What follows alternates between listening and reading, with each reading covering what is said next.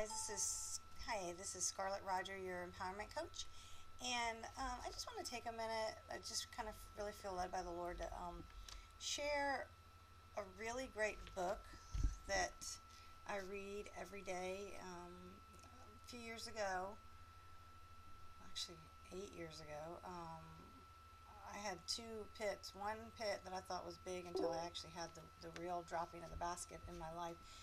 That that I'm thankful for God for every day, because if it wasn't for that experience, I would not be who I am today. And but my sister got this for me, and I'm part of a program, in Al-Anon, and this is just really about codependency and such.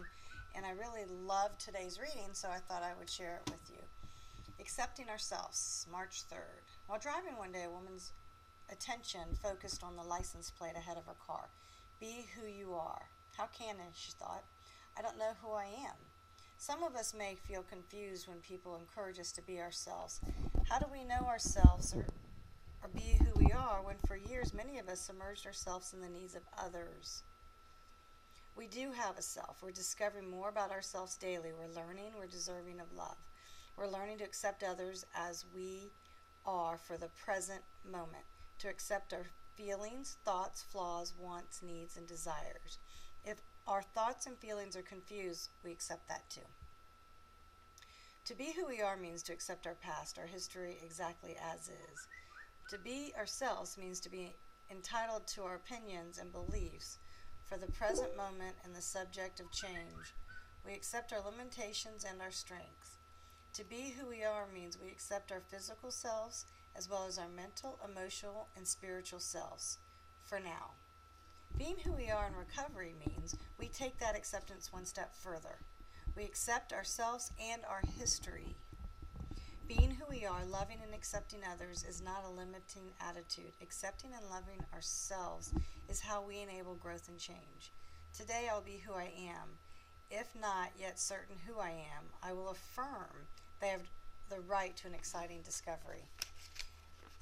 Again, this is just an awesome reading, and my son's giving his testimony today in front of his football team, which is pretty exciting and scary at the same time, and it brought to mind the saying, without a test, there is no testimony.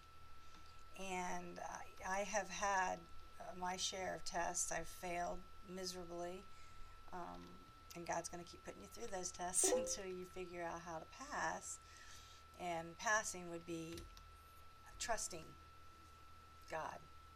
And when are you going to trust me? And how many times is it going to take? And I listened to one of my lessons today for my coaching class, and it talked about the potter's hand and the pottery, and how, in that process, you're put through the fire. God takes you and molds you and squishes you, and to get this beautiful vase.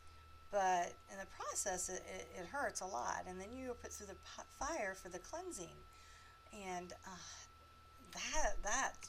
it's hot. It's horrible, but it's used. The fire is used to purify us, and so then we come out, and there are they're beautiful vases, and it talked about how then we're put on a shelf, and then we have to wait. And it's, as she said it, Danny Johnson, and I love Danny Johnson, you are put on a shelf to cool, and it's like being benched, and I thought that was funny with my son and his football. You're benched for a while, and then after you're cooled, you're put back through the fire, and then it's hotter and more intense, but the end creation is beautiful.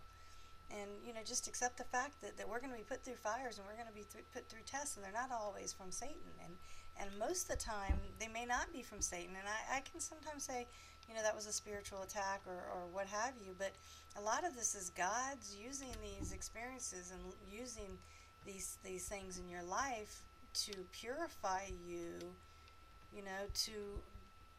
to be an image of Him, and to be a source to others.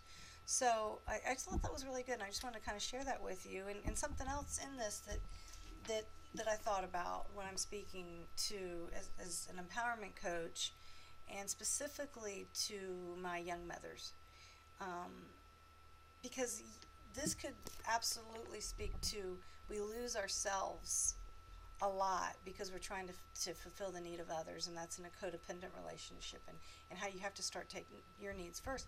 But as a parent, we, that is our role, is you can set boundaries in all the other unhealthy relationships, but as a parent, that is your job. And the fact is, though, you have to be on a journey to self-awareness and to empowering yourself to be the best who you are before you can feed into the lives of these little people. I had lunch with a friend of mine today, and she's a fellow coach, and we were talking about how our children are, I would say, our toughest clients, but our best clients. Because if we can empower them, and they are coachable to what it is that we can help them reach their goals, and they're actually coachable, and you know wanting to hear from us, then anybody else is easy, because children, they're going to do the last thing that we want them to do, or we think that they should do. So um, make yourself, have yourself be coachable, and that to your children. And that would be one of the biggest things. And I would say is, just, you've got to take care of yourself first. And if that's your daily quiet time, Bible studies, groups, 12-step groups, small groups, make sure that you never stop working on you. All right, well, that's it for today. This is Coach Scarlett signing out.